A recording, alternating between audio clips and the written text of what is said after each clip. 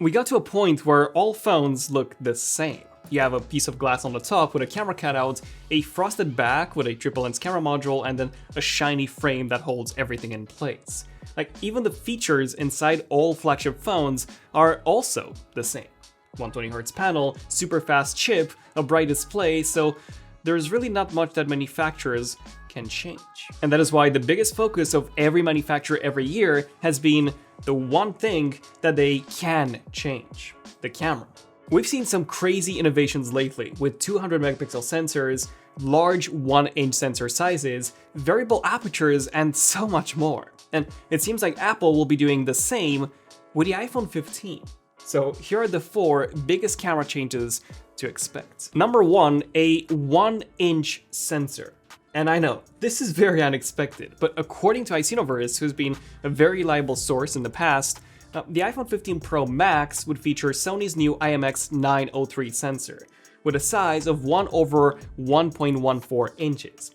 That is almost a 1-inch sensor. And here's why this is such a big deal. A 1-inch sensor is what you would normally find in a compact digital camera, like the Sony RX100, a camera capable of some incredible results. Now, this doesn't mean that the iPhone 15 Pro Max would be as good as the Sony RX100, as the sensor would still be a bit smaller than 1 inch, and the optics won't be as good, but it should be a very good improvement over the iPhone 14 Pro Max in terms of low light performance and depth of field. This right here is the Xiaomi 13 Ultra, a phone that has a 1-inch sensor from Sony, in this case the IMX989, that other manufacturers like Oppo and Vivo are also using on their own flagship phones. And this sensor is pretty impressive. You get noticeably more depth of field compared to the iPhone 14 Pro Max, and the low light performance is also substantially better.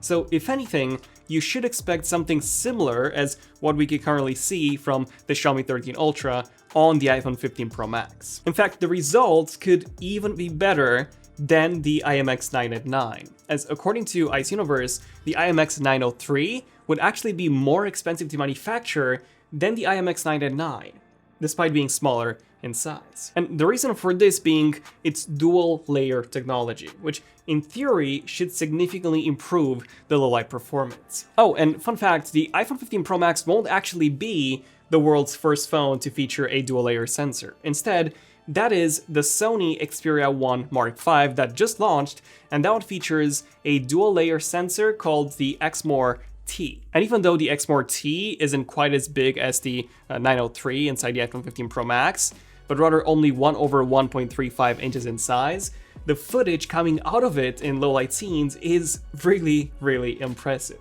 So this dual stacked sensor technology does seem very promising. Unless of course Apple pulls an iPhone 12 Pro Max move, where even though the 12 Pro Max had a larger and stabilized sensor compared to the 12 Pro, the difference between the two in low light was very minor, as Apple was simply using a shorter exposure time on the 12 Pro Max. So they could theoretically pull a similar move where night mode almost never gets activated on the 15 Pro Max unless you're in an almost pitch black environment. And in that case, the everyday night mode shots would be quite similar to the iPhone 14 Pro Max. It's just that they'll be taken, much faster. So what I'm saying here is that it's not necessarily just the larger sensor that will make the big difference here, but also the way in which Apple uses their software to take advantage of that new larger sensor. If anything, night video will for sure be improved, as there's no night mode in that at all, and that is where a larger sensor does play a big role, alongside of course that really nice depth of field which we would also be getting.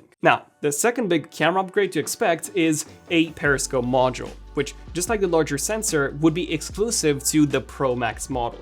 More about this camera exclusivity in just a bit. Now, you'll probably know what a periscope module is. Samsung, Huawei, Honor, Google, and plenty of others have been using one for years. It simply allows you to have a high level of optical zoom, usually over 5x, which is something that you simply cannot do with a traditional smartphone zoom lens, which maxes out at about 3.5x. So what sort of zoom level should we expect from the periscope module on the 15 Pro Max? Well, according to Ming-Chi Kuo and other sources as well, it will have either a 5x or a 6x optical zoom lens. Now, this may seem quite disappointing, especially if you take a look at Samsung that features a 10x optical zoom module.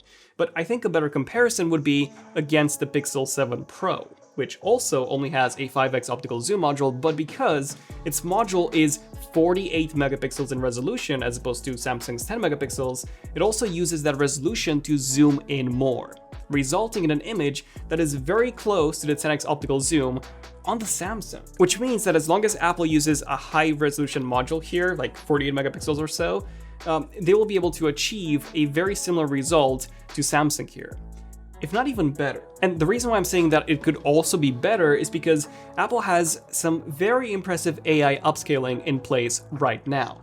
Just take a look at a 10x digital zoom on the iPhone compared to the 10x optical zoom on the Samsung. Of course, Samsung is way better, but considering that the iPhone only has a 3x optical zoom lens, and then it does everything digitally up to 10x, this is very, very impressive and quite close. Also, since most of the periscope module patents were owned by other manufacturers, Apple patented their own in-house periscope design in order to avoid licensing fees. And this could actually result in a bit of a different design and approach compared to what's on the market right now, with some potential advantages. We don't really know what these advantages could be until, they actually launch it. But one disadvantage here would be when it comes to portrait mode. As Apple won't be adding the periscope as a fourth module, but rather replacing the 3x, the only way to do portrait mode now would be by using the 2x sensor crop. Still, I'm quite excited for that periscope module.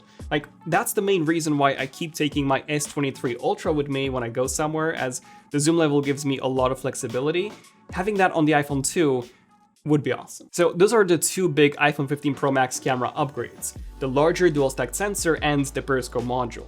So what about the standard iPhone 15?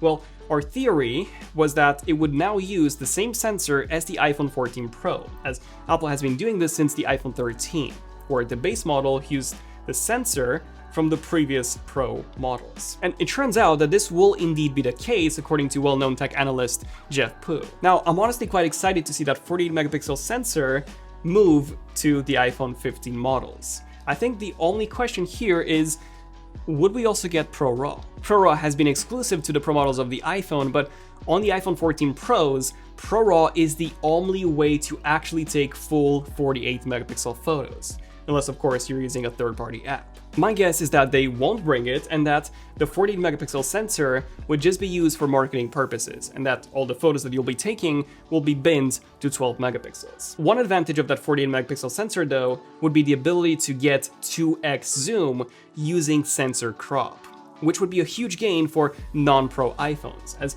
those do not have any zoom module at all. But I would still suggest picking up an iPhone 14 Pro over the 15, as the price would likely drop to about the same, and then you also get a lot of extra features such as 120Hz, always on, a 3x optical zoom module, macro mode, a stainless steel frame, and so much more. And if you tap on the YouTube shop cards down below, you would also get some great deals on the 14 Pro as well as the 13 Pro from the year prior, which is also a great option. Which brings us to the last remaining iPhone, the iPhone 15 Pro, which is in a really weird spot, with the regular model now getting the same 48 megapixel module as the 14 Pro, and the 15 Pro Max now getting an even bigger sensor. So you're all probably wondering, what kind of upgrade would the iPhone 15 Pro get? Well, as of right now, we do not have any concrete info. It seems like it might be the case where the 15 Pro would actually stick with the same 14 Pro camera and therefore the same one as on the iPhone 15, but with some of the extra features like, of course, macro mode, better ultra wide. You also get ProRAW and ProRes video, stuff like that, which some people might still want over the features that, the iPhone 15 offers. But yeah, that would be very disappointing to see, as the 6.1-inch form factor has been my preferred size. But with the big camera upgrades that the Pro Max models is bringing this year, I will definitely be switching to the Pro Max. As to why Apple's dividing the Pro lineup again, we do not know. It could be something to do with the internal space required for those camera changes, or it could simply be something to do with Apple wanting to make more money. I would definitely say it's the latter here. But yeah, do let us know what you guys think of the lineup splits and all the camera upgrades this year. I'm Daniel, it's ZONEofTECH, and stay tuned for more Leaks Numbers episodes on everything coming with Apple in the next few months. And WWDC is very close, so stay tuned for some updates on that. I'm Daniel, ZONEofTECH, and I'll see you guys in the next one. ZONEofTECH, signing out. Cheers.